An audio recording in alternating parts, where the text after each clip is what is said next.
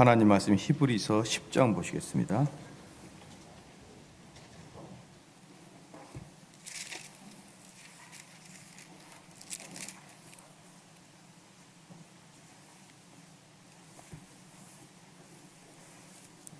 히브리서 10장 14절 말씀입니다.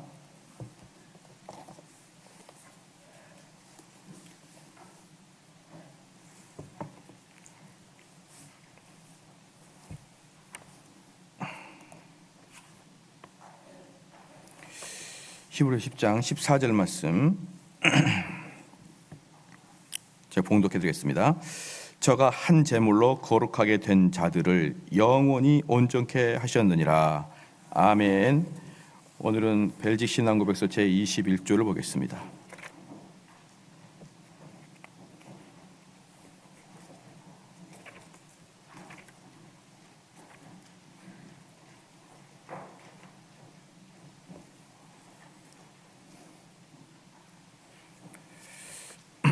제21조. 우리의 대제사장이신 그리스도의 속죄에 관하여 한번 쭉 천천히 같이 한번 읽겠습니다. 시작.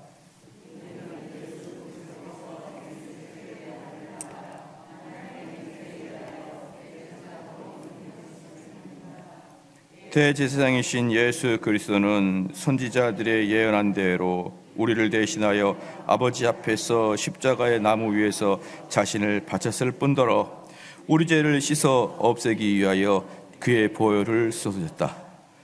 이에 우리는 예수 그리스도가 아버지의 거룩하신 진노를 가시게 하기에 충분한 보상을 치르신 것이다.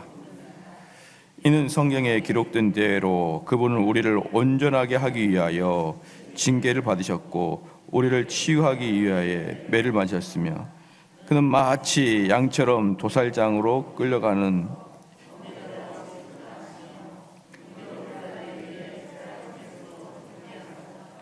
하지만 본디오 빌라도는 처음에는 예수님을 무죄로 선언한다. 예수 그리스도는 자기 잘못이 아님에도 우리를 대신하여 생명을 지불하셨다. 즉 불의한 자를 위하여 의로운 분이 죽음을 당하셨다. 예수님은 몸과 영혼으로 우리의 죄값에 해당하는 무서운 형벌을 내리셨고 그의 땀은 땅에 쏟아지는 핏방울처럼 되었다. 마침내 그는 나의 하나님, 나의 하나님, 어찌하여 나를 버리시나이까? 라고 부르셨다. 예수님은 우리의 죄 사함을 위해 이 모든 고통을 담당하셨다. 그러므로 우리는 사도 바울이 말한 대로 예수 그리스도와 그의 십자가에 못 박히신 것 외에는 자랑할 것이 없고 우리 주 예수 그리스도를 아는 지식이 가장 고상함으로 인하여 모든 것을 해로 여긴다. 마땅하여 할 수 있다. 우리는 그분의 상처 안에서 위로를 발견하며 단번에 드려진 그분의 희생 외에는 꾸며낼 필요가 없다고 믿는다. 신자들은 예수님의 희생에 의해 영원히 안전하게 됐다. 그렇기 때문에 하나님의 천사는 그를 예수 즉 구주라고 불렀으니 그 까닭은 그가 자기 백성을 죄에서 구원하시기 때문이다. 아멘.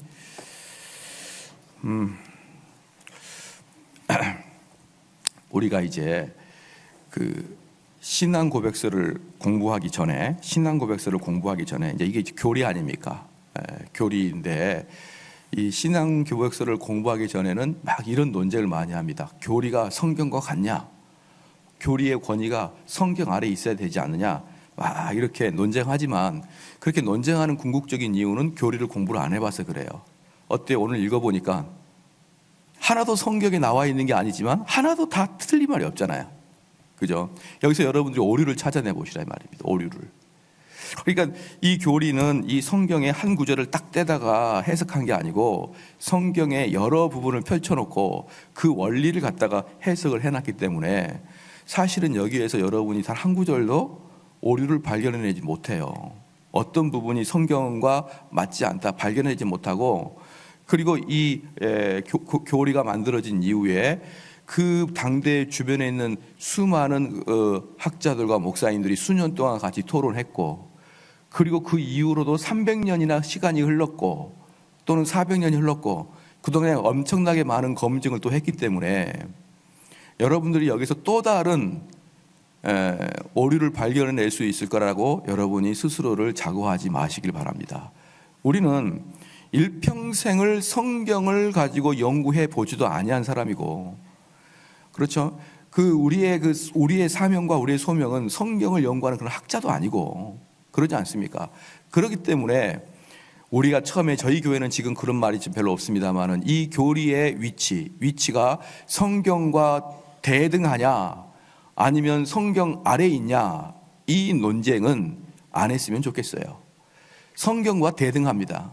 이 교리는 성경과 대등해요. 그래서 지난번에 제가 말씀드렸듯이 그 유럽의 네덜란드 교회에서 장로나 집사나 목사가 선서할 때 새 일치 신조가 성경과 전혀 차이가 없음을 고백합니다 라고 선서를 한다고요. 선서를. 그러니까 그들이 괜히 그런 선서를 한 게 아니고, 이렇게 아무리 살펴봐도 성경의 오류가, 성경적으로 오류를 찾아낼 수 없는 글들이기 때문에 그러는 것입니다. 그런데 성경의 교리보다 교리가 아래다 이렇게 하는 것은, 교리를 사실은 전적으로 공부를 안 해본 사람들이 그냥 상식적으로 그럴 수 있느냐, 교리는 사람이 만드는 것이고 성경이 하나님 만드신 것이기 때문에 당연히 성경이 교리 위에 있지. 자, 이렇게 말하면은 뭐 논쟁거리도 없고 좋을 것 같지만, 이것의 가장 큰 문제는 뭐라고 있습니까? 그러려 그러면 교리를 공부할 바엔 차라리 성경을 공부하자 이렇게 나오는 거예요. 그래서 결국은 뭡니까? 교리를 전혀 공부하지 않는, 교리를 전혀 손대버리지 않는, 이제 그런 교리 무용론에 빠지기 시작할 때 첫 번째 단추가 뭐냐면, 야, 교리는 성경 아래야. 여기에서부터 시작을 해요. 여기에서부터 시작하게 되면 순차적으로 차근차근 다 무너뜨리고, 그 여러분들이 저희 교회에 오기 전에 단 한 번도 제대로 교리 공부를 안 해본 이유가 바로 그런 이유 때문에 그랬던 것이고, 그래서 오늘 쭉 읽어보니까 이 이제 21조도 읽어보면 뭡니까? 뭔가 새롭고 깊은 이야기가 아니라 아주 기초적인 거예요. 아주 기초적인 거. 기독교인이 되기 위해서는 아주 기초적인 거. 그러니까 우리가 듣기에는 뭐 도르트 신조, 뭐 벨직 신앙고백서, 하이델베르그 문답, 이거 엄청나게 이름이 고상해 보이고 어려워 보이지만 사실은 이것들은 기독교의 기초인 것이고, 이 기초 위에 우리의 신앙을 반듯하게 세워 나가는 것이 기독교인 것을 여러분이 아셔야 됩니다. 오늘은 제21조는 우리의 대제사장이신 그리스도의 속죄에 관한 것인데, 이런 그 교리를 안 읽어봤는지 모르겠지만 몇몇 분들의 그 상당히 자유주의적 신학적 관점을 가진 사람들이 흔히 하는 이야기가 뭐냐 그러면, 우리 예수님의 동정녀 탄생을 그렇게 강하게 주장하지 말자. 우리 예수님이 동정녀 탄생을 했건 아니면 결혼한 젊은 마리아로부터 출생을 했건 그게 우리 구원과 그렇게 큰 관계가 있냐라고 이야기하는 사람들은 사실 교리를 전혀 모르는 사람들이에요. 그런 사람들은 왜 우리의 대제사장이신 그리스도의 속죄 사역이 무엇인가에 대해서 무지한 사람이다 이 말입니다. 오늘 오전에도 우리 성도들에게 제가 잠깐 설교를 드렸지만, 지금 오늘날의 가장 큰 문제는 뭐냐면요, 이 예수 그리스도의 속죄 사역에 관해서 이야기가 되려 그러면, 예수 그리스도의 속죄 사역에 대한 이야기가 되려 그러면 뭐가 필히 전제 조건이냐 그러면, 우리가 너무나 죄인인 걸 깨닫는 게 전제 조건이에요. 그러니까 우리가 너무나 죄인인 것을 아주 피부로, 심지어 그 이론적인 게 아닌 감정적으로 내가 정말 죄인이구나 라는 것을 깨닫는 자에게만 우리 예수님의 속죄 사역에 의의가 있는 거예요. 그래서 우리 주님은 나는 죄인의 친구라 라고 했던 것은 뭐냐면, 내가 죄인인 것을 깨닫는 자에겐 비로소 내가 의미가 있다는 거예요. 비로소.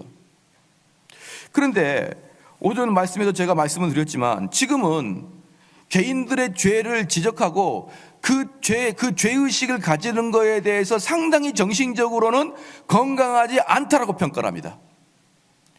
많은 사람들이 나는 참 죄책감을 느껴. 그 죄책감 갖는 것 자체가 정신적으로 건강하지 않은 행위이니까 그건 잊어버려라. 응? 네가 참 그렇게 마음이 아프면 여행이나 한번 가서 다 잊어버려라. 이렇게 이야기를 하는 것이죠. 그러니까 현대의 사고는 뭐냐 그러면, 죄책감을 어떻게 해서든지 안 갖게 하려고 하는 것이 현대의 사고이고, 자, 그러한 그 방식들이 다 교회로 그대로 들어오는 것이죠. 그대로 교회로 들어와서 이제는 교회에서는 더 이상 그 회개와 회심을 강조하는, 회개와 회심을 강조하기 위해서는 얼마나 많은 죄에 대한 지적이 필요하겠습니까? 우리가 그 하나님 말씀에서 얼마나 우리가 못된 사람인가를 깨달아야 그 회개와 회심이 들어가는데, 지금은 대부분의 교회에서는 회개와 회심을 강조하는 것보다는 치유와 회복을 강조해요. 치유와 회복을 강조한단 말입니다. 그럼 저는 항상 물어봐요. 무슨 회복? 너 언제 제대로 된 적은 있었냐? 아니 뭐 제대로 된 적은 한번 있어야 회복을 하지. 그래서 지금은 뭐 회개나 칭이나 속죄 이런 단어는 교회에서 사라졌고, 회복, 쉼, 능력 얻음 이런 단어로 다 대부분의 교회가 바뀌어 있어요. 지금은 잘 모르겠습니다. 제가 몇 년 전에 청년부 수련회 이렇게 인도하러 한번 가고 이러면요, 이번 수련회 주제가 뭡니까? 그럼 쉼이야, 쉼. 아니 그래서 뭘 쉬냐고. 뭐 얘네들이 언제 죄와 피 흘리게까지 싸워봐야 쉬죠. 안식은, 하나님께서 우리에게 주신 안식은 죄와 싸운 이후의 안식이에요.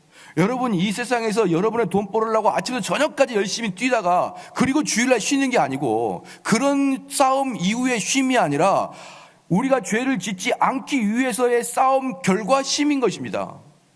근데 많은 경우에 일주일 동안 월요일부터 토요일까지 얼마나 세상에서 돈을 벌려고 얼마나 치열하고 박터지게 싸웠습니까?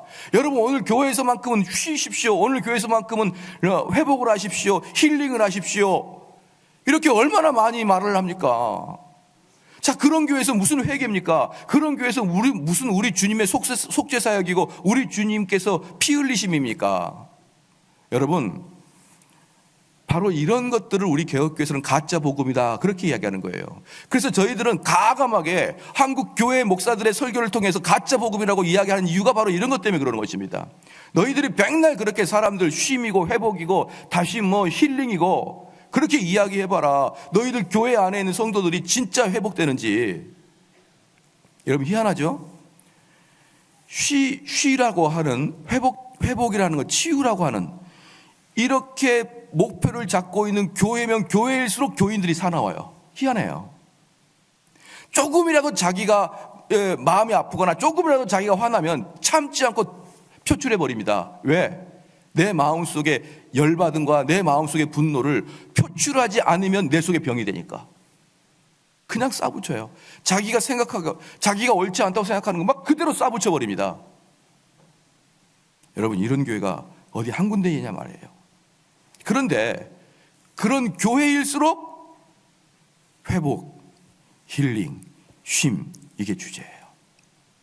저는 많은 경우에 싸움을 하는 교회를 참 위험하게 생각합니다. 싸움을 하는 교회. 왜 그러냐 그러면요, 이 싸움을 해가지고 한 3년 4년 목사님하고 이제 목사님을 내쫓으려고 하는 이제 그 세력과 싸움을 하게 되면, 물론 이제 누가 잘못했는 것은 우리 따지지 맙시다. 그 잘잘못은 아무도 모르는 거예요. 다 자기들의 유익에 따라서 이야기하는 거니까. 어쨌든 누가 잘잘못을 모르겠는데 싸웠습니다. 3년 4년 싸웠습니다. 그럼 어떤 결과 나타나냐? 교인들은 다 떠나고 이제 목사님도 견디다 못해 떠나고 이제 새로운 목사님이 딱 오면은 이게 가장 문제예요. 너희들 3년 동안 얼마나 고생 많았습니까? 얼마나 우리의 가슴이 처참하게 찢어졌습니까? 이제부터 저의 목표는 회복의 목표입니다. 이제부터 저의 목표는 쉼이 목표입니다. 이제부터 저의 목표는 치유가 목표입니다. 교회에 분란 있고 그 다음에 담임 목사님 나간 다음에 새로 부임한 목사님들은 99.9%가 목회의 방향이 회복이에요. 여러분, 그러면은 그 목사님은 이제 나는 너희들에게 죄 같은 거 지적 안 하겠다, 이 말입니다. 여러분 아닌가요? 제 주변에 수많은 교회에 새로 부임하는 목사님들 제가 알지 않겠습니까? 제가 항상 그렇게 간호사한테 경고합니다. 당신 가서 회복이니 쉼이니 그런 말 하지 말고 거기 앉아있는 성도들의 죄를 다시 지적하십시오. 그래야 그들은 회복합니다. 그래야 그들은 살아납니다. 그러지 않고 또 엉덩이 두들겨주는 그런 목회한다 그러면 그들은 절대로 살아나지 못합니다. 사랑하는 성도 여러분, 바로 이러한 문제 때문에 우리 주님의 대속사역이 쑥 들어가 버린 겁니다. 바로 이러한 문제 때문에 우리 주님의 대제사장 사역이 쑥 들어가고 그게 별로 의미가 없어지는 거예요. 자, 좀만 읽어보게 하겠습니다. 그런데 21조에 이렇게 말하면 우리는 예수 그리스도께서 멜기세덱의 반열을 따라 또는 멜기세덱의 반차를 따라 하나님의 맹세에 의하여 대제사장으로 임명되었다, 이렇게 되어 있는데, 이제 이 멜기세덱의 반열을 따라 또는 서열을 따라 대제사장이 된 거 한번 말씀을 드릴게요. 구약에서는 원래 대제사장이 누굽니까? 대제사장은 가운데 중보자입니다. 가운데 있는 중재자. 그래서 백성과 하나님 사이에 중재를 하는 게 대제사장이에요. 그래서 이 대제사장은 백성들로 하여금 그 양을 받아요. 양을 받아서 그 양에다가 안수하게 되므로 이스라엘의 모든 죄가 이 양에게 다 전가가 되도록 그 양을 제물을 삼습니다. 그래서 그 양을 그 하나님의 그 제단 앞에서 목을 따서 피를 흘리고 그 다음에 온몸에 각을 떠가지고 하나님께 제사를 드림으로 말미암아 이스라엘의 모든 죄가 그 염소한테나 양한테 가득 담겨서 그를 딱 죽여버리는 거예요. 그러면 어때요? 죄가 죽어버린 거죠. 네. 여러분들 옛날에 그 초등학교 때 보면은 뭡니까? 겨울 내내 그 나무에다가 이렇게 나무에다가 이불을 다 감싸놔요. 그런 모든 해충들이 그 나무 속으로 다 들어가면은 나중에 어때요? 봄에 돼가지고 딱 뜯어가지고 나무를 불태워버려. 그 이불을 불태워버리는 거죠. 천을 불태워버리는 거죠. 그러면 죄가 다 죽듯이 바로 이스라엘 백성들의 모든 죄가 염소나 양에게 전가되어서 그 죄를 대제사장에 불태워버리고, 자, 하나님께 그 연기를 하나님께 드림으로 말미암아 대제사장은 또다시 백성들에게 죄 용서와 복을 선포하는 게 대제사장의 직무입니다. 그렇죠? 그래서 대제사장은 죄인들의 죄를 모아다가 불사르고, 그 다음에 하나님께 그것을 용납함을 받아서 다시 백성들에게는 너희들의 1년치 죄가 회복되었다라고 하는 선포하는 게 대제사장의 직무였습니다. 그런데 문제는 뭐냐 그러면 누구나 대제사장이 될 수 있는 건 아니에요. 누구나 제사장이 될 수 있는 게 아닙니다. 제사장은 누가만 되냐면요, 특별히 레위 지파 안에서 아론의 자손이 되는 거예요. 이 레위 지파 안에 아론의 자손이 제사장이 되는데, 레위 지파는 더 큰 형태고 그 속에 이제 아론의 지파가 제사장이 됩니다. 주로 레위 지파는, 다른 아론의 지파가 아닌 레위 지파는 주로 교회나 성전의 이 시설 관리나 여러 가지 뭐 양 잡는 거나 양 키우는 거나 이 예배당 안에 있는 막 그 제기들을 관리하는 거나 뭐 이런 것들을 주로 레위 지파가 하는 것이고요.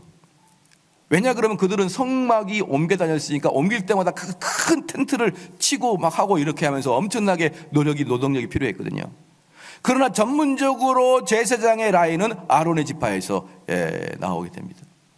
그러니까 절대로 아론의 지파가 아니어서는 제사장이 될 수가 없는데, 문제는 뭐냐면 우리 예수님이 대제사장이라 이 말이에요. 대제사장.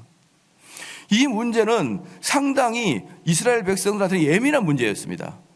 왜냐 그러면 우리 예수님은 레위 지파가 아니라 다윗 왕의 계열인 유다 지파였어요. 네. 유다 지파는 왕족이었고 레위 지파는 제사장 지파였단 말입니다. 그런데 이 유다 지파의 왕족이 자기가 제사장이 되면요, 큰 하나님께 벌을 받을 일입니다. 누가 그랬습니까? 사울왕이 하도 답답해가지고 번제를 드림으로 말미암아서, 그래서 왕으로서 제사장 역할을 감당하다가 사울이 버림을 받았잖아요. 그러니까 사울은 왕이었는데 제사장 역할을 감당하다가 버림을 받은 것을 이스라엘 백성들은 아주 선명하게 알고 있기 때문에 레위 지파가 아닌 유다 지파인 예수가 대제사장이라니까 사람들이 기분이 몹시 예민해지기 시작하는 것이죠. 아니 그분은 저기 있잖아, 그 아론의 계열이 아니지 않습니까? 그 사람은 유다 지파지 않습니까? 이렇게 말을 하기 때문에 히브리서에서는 바로 누구를 들고 왔냐 그러면 멜기세덱을 들고 온 거예요. 멜기세덱을.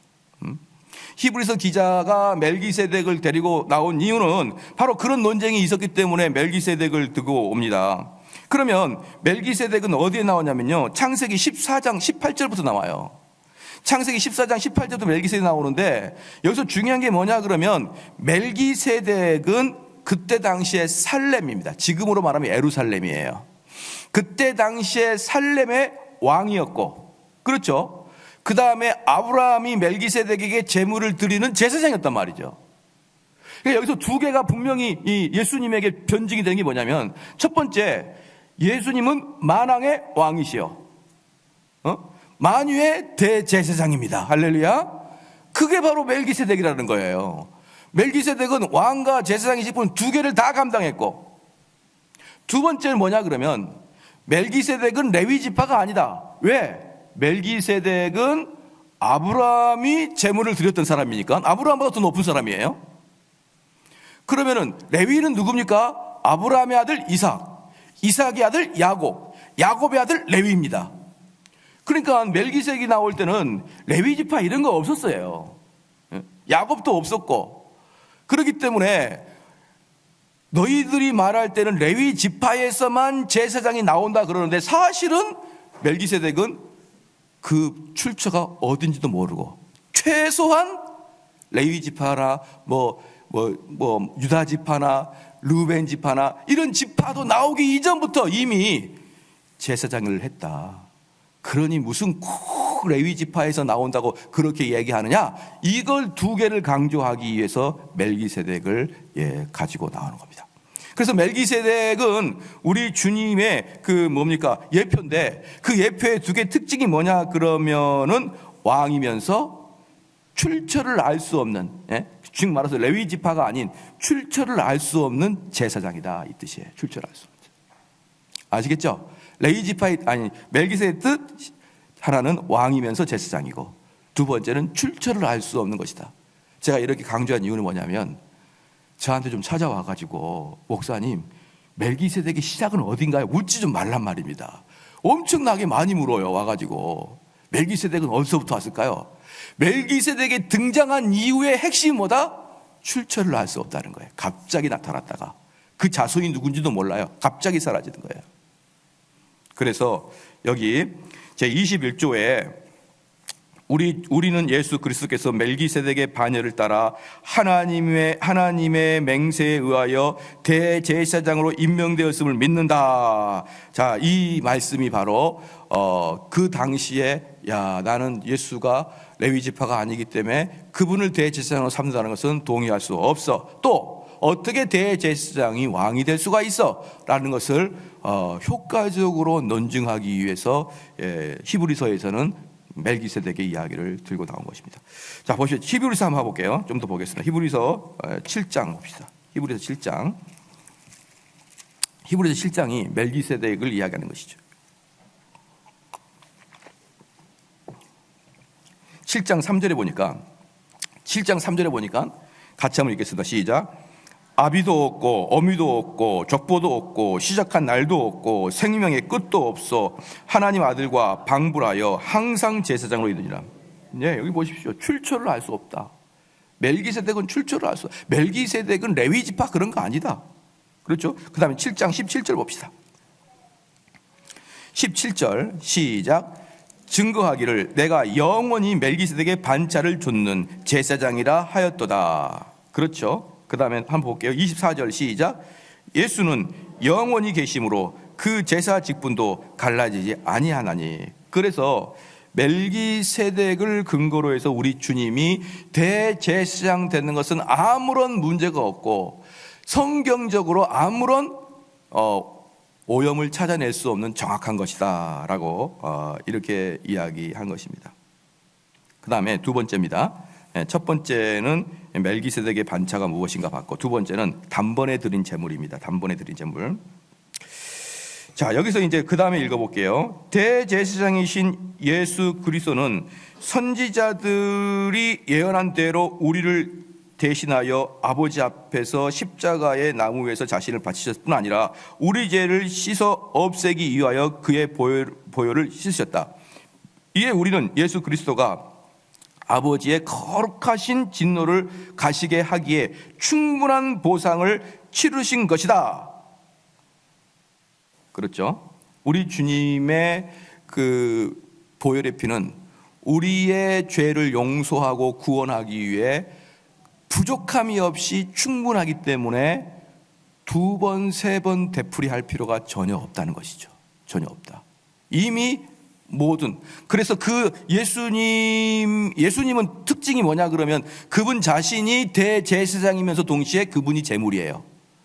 그러니까 제사장도 완벽하고 제물도 완벽하기 때문에 이제 더 이상 2번 다시 또다시 하나님의 마음을 위로하고 하나님과 나의 관계를 회복하기 위해서 또 다른 제물과 또 다른 행동을 할 필요가 없다는 것이죠. 그래서 사랑하는 성도 여러분, 이렇게 한번 봐봅시다. 이게 얼마나 중요한 거냐면요, 만약에 여러분이 죄를 지었어요. 내가 죄를 지었으면 나는 지금 하나님과의 관계가 어떻게 된 겁니까? 아주 지금 일그러져 있는 관계거든요. 하나님과 관계가 내가 아주 나쁜 관계가 된 거예요. 자, 그럴 때 여러분들이 이 하나님과 관계를 회복하기 위해서 무엇을 어떻게 해야 되느냐, 이럴 때 여러분들이 밤새도록 나와서 그 죄에 대해서 회개하고 눈물로 자복하고, 그것이 아니라 여러분들이 회개했기 때문에 용서받는 게 아니에요. 만약에 여러분들이 회개했기 때문에 용서받는다 그러면 그건 공로가 되는 겁니다. 여러분의 공로가 되는 거예요. 내가 열심히 기도했으니까, 열심히 회개했으니까 하나님이 나를 용서해 줬습니다 라고 하는 것은 나의 공로가 되는 것이죠. 그렇기 때문에 여러분의 눈물 어린 회개, 며칠 동안 밤낮으로 우는 회개 때문에 용서해 주신 게 아니라 예수 그리스도가 이미 하나님과 우리 관계를 회개시켜 놔 버렸다 이 말이에요. 하나님과 우리 관계를 이미 화해시켜 놓고 이미 우리가 아버지와 관계를 만들어 버렸기 때문에 우리는 우리의 어떤 그 갈급한 노력과 갈급한 눈물이 우리의 죄를 용서받게 한 것이 아니라 우리 주님의 단 한 번의 제사로 말미암아 우리가 하나님과 관계가 회복이 됐다, 이 뜻입니다. 여러분 이해가 되셨죠? 그러면 그 회개의 눈물이 왜 필요할까요? 그것은 철저히 여러분 자신을 위해서 필요한 것입니다. 여러분 자신을 위해서 필요한 것이 뭐냐 그러면 그 기간 동안에 여러분은 다시 내 자신을 돌이켜 볼 것이고, 내가 하나님 앞에서 겸손해질 것이고 낮아질 것이고, 그러한 모습들이 하나님이 보시기에 가장 아름다운 모습이고 하나님이 즐겨하는 모습이기 때문에 여러분 회개 안에서 여러분의 유익을 얻는 것이에요. 다시 말씀의 결론을 맺겠습니다. 종합해 보겠습니다. 내가 눈물로 회개하기 때문에 용서받은 게 아니라 예수 그리스도가 나와 하나님 관계에 어그러져 있는 것을 회복시켜 놨기 때문에 회복된 것이라는 것을 믿으시길 주로 축원합니다. 그래서 이 사람들, 이때 이스라엘 사람들은 속죄일이 되면 1년에 한 차례씩 속죄일이 됩니다. 1년에 한 차례가 속죄일이 아니라 속죄일은 자주 있는데 대속죄일이 1년에 한 차례 있는 거예요. 그때 대속죄일 때 이제 대제사장이 지성소에 들어가는 것이죠. 그런데 이런 속죄일 때 어떻게 되냐 그러면 이제 제사장은 염소에다가 머리에다가 이렇게 안수를 딱 합니다. 그럼 안수를 한 다음에 이 속죄일에 하는 건데 이것을 광야에다가 던져버려요. 광야에 던지면은 염소는 얼마 가지 않아 죽습니다. 거기는, 광야는 사막이기 때문에 먹을 것도 없고 풀이 있다고 해서 가보십시오. 풀이 거의 가시와 비슷합니다. 입을 댈 수가 없어요. 손을 대면 찔러요, 풀이. 그렇기 때문에 이 광야로 보낸다는 것은 무슨 뜻이냐 그러면은 지옥으로 보낸다는 뜻이에요. 지옥으로. 이스라엘 사람들에게 광야는 지옥입니다. 이스라엘 사람들에게는 특별히 두 가지를 지옥으로 보고 있는데, 첫 번째는 뭐냐면 광야, 두 번째는 깊은 바다예요. 그래서 요나가 깊은 바다에 빠졌다. 이건 죽음을 이야기하는 것이고, 그 깊은 바다 안에서도 무슨 물고기 안에 뱃속에 있었다. 이것은 죽음 이후에 지옥까지 들어갔다는 뜻이에요. 마찬가지로 지금 이 양이 지금 우리의 죄를 다 씌워들고 광야로 내보냄 받았다. 그 광야는 누가 있는 곳인데? 마귀가 있는 곳인데 내보냄 받았다. 이건 무엇이냐? 우리 주님께서 우리의 죄를 다 짊어지고 어디까지 가셨다? 시작. 지옥까지 가셨다. 지옥까지. 왜? 그 광야가 지옥을 상징하니까 지옥까지 가셨다는 겁니다. 저만 읽어보겠습니다. 그 다음에 두 번째 단입니다. 시작. 이는 성경에 기록된 대로 그분은 우리를 온전하게 하기 위하여 징계를 받으셨고 우리를 치유하기 위하여 매를 맞으셨다. 그는 마치 양처럼 도살장으로 이끌려가서 범죄로 취급당하시며 본디오 빌라도의 사형 죄수로 정죄받았다. 하지만 본디오 빌라도는 처음에는 예수님을 무죄로 선언했다. 이게 뭐냐 그러면 사도신경을 요약한 거거든요. 지금 여기서는 사도신경을 요약하는 것인데 지금 이 예수님은 우리의 죄를 다 가지고 지옥까지 가시는 고통을 당하셨다라는 것입니다. 그래서 요한복음 1장 29절에 우리 주님 뭐라고 합니까? 보라, 세상 죄를 지고 가는 하나님의 어린 양이로다. 마태복음 20장 28절에 우리 주님이 친히 당신을 이렇게 표현했습니다. 인자가 온 곳은 섬김을 받으려 함이 아니라 도리어 섬기려 하고 자기 목숨을 많은 사람의 대속물로 주려 함이니라. 그리고 마지막에 십자가 앞에서 다 이루었다라고 이렇게 말씀하셨습니다. 그리고 우리 주님의 이 대속 사역에 대해서 정확하게 이해하고 있는 바울은 이렇게 말했습니다. 로마서 5장 6절 8절에 우리가 아직 연약할 때에 기약대로 그리스도께서 경건하지 않는 자를 위하여 죽으셨도다. 우리가 아직 죄인 되었을 때에 그리스도께서 우리를 위하여 죽으심으로 하나님께서 우리에 대한 자기의 사랑을 확증하셨느니라. 사랑하는 성도 여러분, 하나님이 여러분들을 사랑하는 이유가 무엇입니까? 시작. 우리 주님이 돌아가셨기 때문에 사랑하는 거예요. 저는 이제 가끔 그분들의 이야기를 제가 이해를 못하는 만은 아니고 잘 이해를 하겠어요. 뭐라고 하냐면, 여러분, 우리 이번에 수련회 가는데 우리 수련회 가가지고 이번에 정말 열심히 기도하고 회개하고 하나님을 기쁘게 해드리는 그런 자가 됩시다. 우리가 가난한 사람을 막 돕고 우리가 불의한 사람을 돕고 우리가 선한 일을 하고 도덕적인 삶을 살고 내가 주님을 따르고 주님을 순종함으로 주님께서 원하시는 삶을 살게 되므로 우리가 주님께 기뻐하는 삶을 삽시다. 여러분, 주님은 우리를 통해 기뻐하는 게 아니고요, 우리 주님이 예수님이 돌아가셔서 기뻐하는 거예요. 여러분 믿으시죠? 그래서 우리는 우리의 행동은요, 우리가 선한 행동을 했다고 해서 하나님이 기뻐하시기는커녕 하나님은 자존하시기 때문에 우리의 착한 행동이 하나님을 기쁘게 하지 않습니다. 반면에 우리의 나쁜 행동이 하나님을 슬프게 하지 않습니다. 왜? 그분은 자존하시기 때문에. 하나님의 기뻐하심과 하나님의 슬퍼하심은 오직 누구? 중보자 예수 그리스도의 문제인 것이지 나와 하나님과의 관계는 아니라는 것을 여러분 아셔야 됩니다.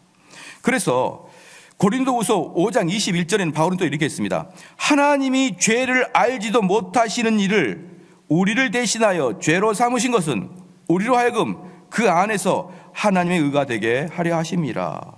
죄를 알지도 못하신 그 아들을 우리 대신 죄로 삼으신 것은 우리로 하여금 그 안에서 하나님의 의가 되게 하려 하심이라. 사랑하는 성도 여러분, 우리가 언제 정의를 받은 겁니까? 많은 사람들이 이 세상을 말해 정의가 하수처럼 흘러넘치게 하기를 원한다 그러면서 자기들이 가가지고 정의를 추구하려고 그래요. 항상 사용하는 성경 구절이 많지도 않습니다. 몇 가지 가지고 사용합니다. 목사님, 이 세상에 정의가 하수처럼 흘러지 않습니까? 제가 말씀드릴게요. 너를 통해서가 아니라 예수 그리스도 통해서 하수처럼 흐르는 거야. 예수 그리스도 통해서 이 땅의 정의가 하수처럼 흐르는 것입니다. 복음 전파를 통해서 그러는 것이에요. 내가 불의를 깨가지고 내가 불의를 반대했기 때문에 정의가 세워지는 게 아니라 이 말입니다. 여러분 여기 이해가 되시나요? 저는 우리 성도들이 이것을 이해해야 복음을 이해한다고 생각하는 것이고, 이것을 이해 못하면 여전히 민주화 투사예요. 이것을 이해하느냐 못하느냐가 정말 여러분 복음을 이해하냐 못하냐 특징입니다. 얼마나 많은 젊은이들이 얼마나 많은 교회에서 335 앉아가지고 정의를 이야기하고 있는지 아십니까? 그런 교회마다 교회는 다 부셔집니다. 여러분 정의 이야기하면 교회는 부셔져요. 왜? 정의롭게 이야기해서는 우리 주님도 잡아낼 수 있거든요. 야, 어떻게 안식일에 일을 할 수가 있어? 주의 종이라는 사람이. 어떻게 세리와 창기들과 같이 앉아서 음식을 먹을 수가 있어? 얼마든지 의로움을 추구하는 자들은 우리 주님으로부터 건수를 발견할 수 있습니다. 제가 이렇게 강조하는 이유는 아까도 오전 시간에 말씀했지만 저도 한때는 그 정의가 옳지 않은 것을 깨는 게, 그리고 그것에 옳은 것을 심는 게, 그게 복음인 줄 알았어요. 근데 제가 오랫동안 더 묵상해 보니까 우리 주님은 그러더라고요. 사랑은 허다한 허물을 덮는다고. 사랑은 허다한 허물을 덮어요. 너무나 똑똑하고 너무나 의로운 자들이 많아가지고 얼마나 교회에서 목소리를 높이는지. 여러분, 우리의 의가 아니라 그리스도의 의 때문에 하나님이 기뻐하시는 것입니다. 할렐루야. 이걸 여러분이 꼭 이해했으면 좋겠어요. 꼭 이해해 주셔서 저희 교회만큼은 최소한 이게 옳지 않습니다, 이렇게 목에 힘을 주면서, 제가 그러면 이거 하나만 생각나는 김에 좀 더 말씀을 해드릴게요. 지난번에 제가 설교 시간에 한 번 더 말씀드렸는데 한 번 더 복습입니다. 그러면 누군가가 잘못을 범했습니다. 누군가가 잘못을 범했어요. 내가 봤습니다. 어떻게 하라고 그랬습니까? 내가 찾아가서, 그 사람을 찾아가서, 김 집사님, 난 김 집사님이 이런 죄를 지은 걸 내가 봤습니다. 오늘부로 당장 끊고 회개하시면 내가 보는 걸로 끝내겠습니다. 더 이상 소문내지 않겠습니다. 그런데 만약에 그 죄를 계속 진다 그러면 제가 집사님들, 장로님들 두세 분 더 데리고 가겠습니다. 그래도 끊지 않는다 그러면 제가 당회원들 데리고 가겠습니다. 그래도 끊지 않으면 당신 출교시키겠습니다. 이렇게 하셔야 되는데, 남들이 하는 그 죄를 보면은 보자마자 이놈의 입이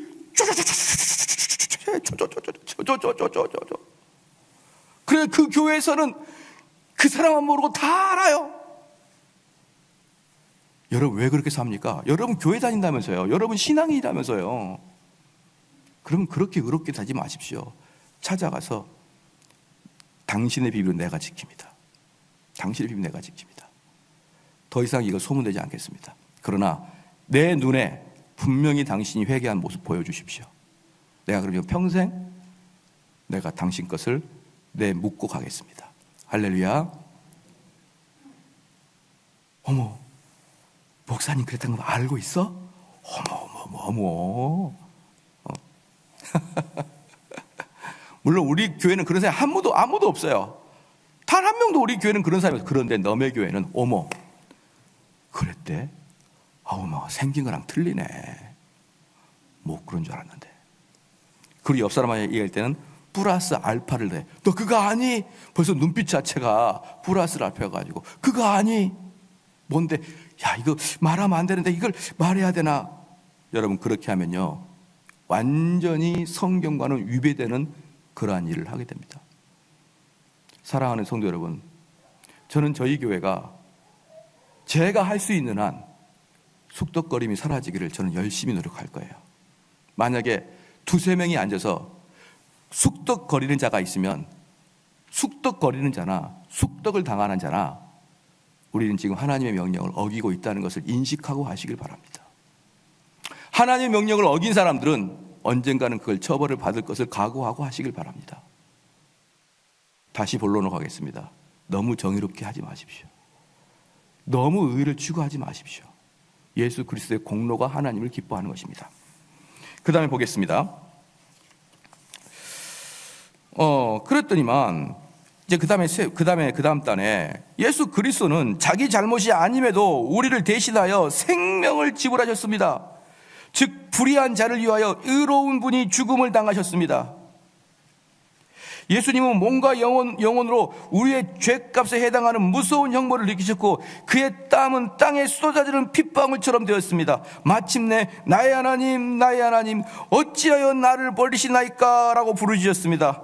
예수님은 우리의 죄사함을 위해 이 모든 고통을 당하셨습니다. 여러분, 우리 주님의 그 모든 사형 집행은요 이미 구약에서부터 예견됐고 예표됐고 상징적인 것이 다 우리 주님에 의해서 이루어지고 있는 거지. 여러분 알고 계시죠?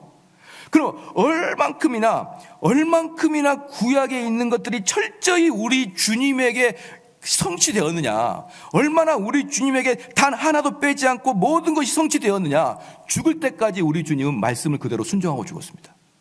죽으실 때까지 말씀에 예언된 대로 그것을 이루고 돌아가신 거예요. 자, 시편 봅시다. 시편을 봅시다.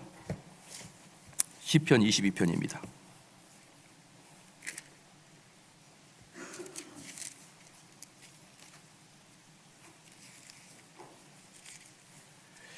시편 22편입니다. 같이 한번 읽겠습니다. 1절 시작.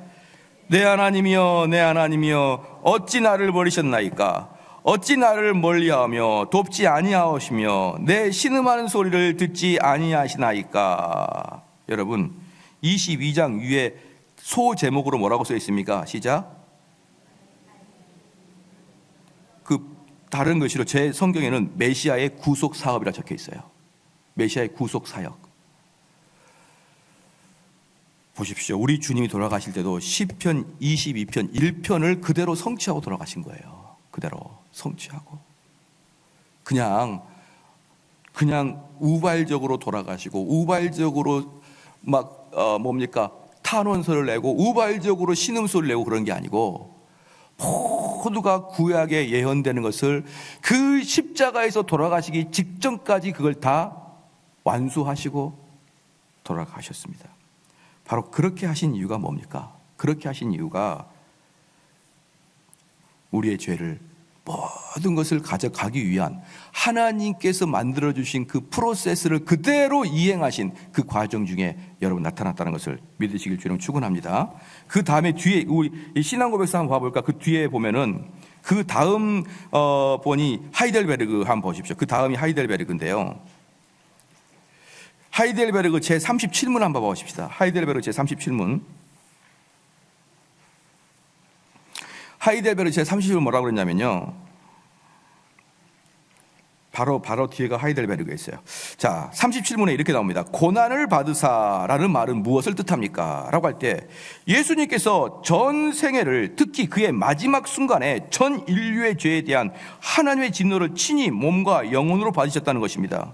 그리스도의 고난은 우리의 몸과 영혼을 영원한 정죄로부터 해방시켜서 하나님의 은혜와 의와 영생을 주시기 위한 유일한 구속 제사였다는 것입니다. 뭡니까? 고난 받으셨다는 건 전 생애를 통해서 고난을 받으셨는데 특히 마지막 일주일, 특히 십자가의 도상에서 그때가 우리 주님의 고난이 집중되었고 그때 우리 주님의 구속사역이 완성되어 가고 있었다는 것입니다. 자, 마지막으로 봅시다. 그러면 이제 우리 그리스도인들이 받은 유익이 무엇인가? 그러면 우리 주님께서 그렇게 돌아가셨으면 그러면 받은 유익이 무엇인가? 라고 할 때 맨 마지막 단 같이 한번 읽겠습니다. 시작. 그러므로 우리는 사도 바울이 말한 대로 예수 그리스도와 그의 십자가에 못 박히신 것 외에는 자랑할 것이 없고 우리 주 예수 그리스도를 아는 지식이 가장 고상하로 인하여 모든 것을 해로 여긴다고 마땅히 말할 수 여기까지요. 여기까지입니다. 그러면 우리는 어떻게 이것을 뜻을 아는 사람들은 어떻게 되느냐 그러면요. 자, 가봅시다. 이제 만약 우리 주님께서 우리를 위해서 구약에 예언되는 대로 구약의 제물로 바쳐진 그 어린 양이 예언되는 그 과정 전체를 우리 주님이 다 성취하신 다음에 우리를 위해서 하나님의 공의를 완성시키기 위해서 십자가에서 돌아가셨지 않습니까? 그러면 우리에게 주신 유익이 뭐냐? 중간에 제가 말씀드렸지만 우리의 선함을 가지고 하나님께 칭찬받는 게 아니고 우리의 죄책을 가지고 우리가 죄를 지은 걸 가지고 하나님께 진노받는 게 아니고 우리는 그리스도 안에 있으면 그리스도의 의가 내 것이 된다 이 말이에요. 이건 또 무슨 뜻이냐 그러면요. 여러분이 이제 아까 오전에 양심에 대한 설교를 했는데 양심은 우리 것이라고 안 했죠. 양심은 우리 것이 아니고 우리 하나님 겁니다. 나에 있는 양심은 내 것이 아니라 하나님 거예요. 그럼 어떻게 되느냐? 내가 힘이 있을 때는요. 이 양심은 막 억눌러요. 그래서 양심이 하지 마라 그래도 억눌러서 양심이 화인맞게 합니다. 그런데 이제 우리가 이제 늙고 서서히 죽을 때가 다가오면요, 그동안 눌렀던 에너지가 빠져요. 그 양심을 눌렀던 에너지에 서서히 손이 빠집니다. 그럼 그 양심이 또 살아나요. 양심은 안 죽거든요. 왜? 하나님 것이니까. 살아나요. 그래서 마지막에 사람이 죽으려고 그럴 때 그 양심의 고통을 많이 느낍니다. 내가 살아서 우리 아내랑 좀 더 행복하게 살걸. 막 양심이 살아나요. 그 전에는 뭐 시간 많을 때 아마 그 사람 다시 회복하고 힘나면 또 사업하러 돌아다닐걸요. 아, 내가 그때 우리 애들 데리고 좀 재밌게 놀걸. 내가 그때 왜 그 사람하고 싸웠나 모르겠어. 이러면서 죽기 전에 양심이 다시 싹 살아납니다. 그래서 사람들이 죽기 전에 괴로워하고 죽는 거예요. 내가 왜 그랬을까? 여러분, 이게 왜 그러냐면요, 여러분들 마음속에 있는 양심은 절대로 지금까지 죽지 않고 있다가 이제 그때 서서히 드러나잖아요. 왜 드러나느냐? 여러분이 딱 죽으면 그게 드러나가지고 예수님께 딱 갑니다. 그럼 예수님 앞에, 예수님이 단상에 딱 서가지고 심판을 합니다. 심판할 때, 심판장이신 하나님께서 심판할 때 옆에 내 양심이 있습니다. 이 양심이 증인으로 있습니다. 뭐라 그러느냐? 하나님, 저 인간은 얼마나 나쁜지 몰라요. 내가 저 인간이 무슨 죄를 졌는지 이제부터 보고하겠습니다. 낱낱이 보고합니다. 그런데 저 인간은 자기 것도 아니야 하나님의 양심을 계속 짓눌렀고 내가 사역하지 못하게 했고, 그리고 그동안의 수많은 죄를 제가 다 블랙박스로 찍어놨습니다. 여러분, 그럴 때 양심이 살아나는 게 바로 그 뜻이에요. 우리가 죽음에 문득 들어가면 양심이 살아납니다. 바로 그럴 때, 여러분, 그럴 때 하나님, 저 정대훈이는 그런 죄를 졌습니다마는 제 보혈의 피로 죄를 씻어놨습니다. 이렇게 변론해 준 분이 예수님이에요. 이렇게 변론해 주는 분이 예수님이라고요. 여러분이 심판대 앞에 가서 서서 그 양심이 나를 고소하고 그 양심이 나를 찌르고, 왜? 지금도 양심이 나를 찌르는데 그 찌르는 양심이 심판대 앞에서 나를 찌른단 말이에요. 그런데 여지없이 찔러댑니다. 절대로 빠져나갈 구멍이 없이 찔러댑니다. 완전히 완벽한 논증으로 나를 죽입니다. 그럴 때 여러분, 우리 예수 그리스도의 변호사가 없다 그러면 여러분은 도저히 그 죄를 막아낼 수가 없어요. 그 죄를 막아낼 수 없어요. 그럴 때 우리 주님이 나의 중보자가 되시고 변호사가 되시고 나를 위해서 하나님께 탄원해 주신다는 겁니다. 이게 바로 대제사장이 우리에게 주는 유익이라 이 말이에요. 그러면 여기만 좀 더 읽어볼게요. 만약에 여러분이 그렇게 안다 그러면 우리 주 예수 그리스도를 아는 지식이 가장 고상함으로 인하여 모든 것을 해로 여긴다고, 여러분, 그 정도까지 귀한 게 아닙니까? 내가 지금 보니 내가 그 심판대 앞에서 양심의 그 검찰이 나를 찔러댈 때 우리 주님이 나를 변호해 주신다는 것을 알았을 때, 그럼 내가 이 땅에서 가장 고상하고 중요한 게 뭡니까? 우리 주님을 알아가고 그 지식을 자라가는 것이 이 세상에 어떤 것을 알아가고 성장하는 것보다 더 중요하다는 것이 더. 그러므로 모든 것을 해로 여긴다고 해도 마땅히 말할 수 있습니다. 우리는 그분의 상처 안에서 위로를 발견하고 단번에 드려진 그분의 희생 외에는 우리가 하나님과 화해할 수 있는 어떤 다른 방법을 찾거나 꾸며낼 필요가 없습니다. 신자들은 예수님의 희생에 의해 영원하게 완전해졌으며, 그러하기 때문에 하나님의 천사는 그를 예수, 즉 구주라고 불렀으니 그 까닭은 그가 자기 백성을 죄에서 구원하실 것입니다. 자기 백성을 죄에서 구원한다. 이걸 아주 쉽게 이해하면 여러분의 양심의 가책에서 여러분을 구원하겠다는 거예요. 여러분의 양심이 계속 나를 고소하고 나를 찌르고 너는 지옥 가, 너는 나쁜 놈이야, 너는 이중인격자야, 너는 위선자야 라고 찌를 때 그 찌름으로부터 나를 구원해 주겠다는 거예요. 우리 주님의 복음이. 여러분, 이렇게 아름다운 것이 우리 주님의 대제사장 사역이에요. 대제사장. 그래서 우리 주님 나의 구주, 우리 주님은 나의 구주, 이것이 얼마나 우리에게 은혜가 되는 것입니까? 내가 이렇게 추접스럽게 살았고, 내가 이렇게 쓰레기 같고, 내가 이렇게 보여줄 것이 없는데, 이렇게 감출 것이 많은데, 우리 주님은 그거 안 보겠다는 거 아니에요. 그거 안 보겠다는 거 아닙니까? 이러한 은혜가 여러분과 저에게 넘치기를 주로 축원합니다. 기도하겠습니다.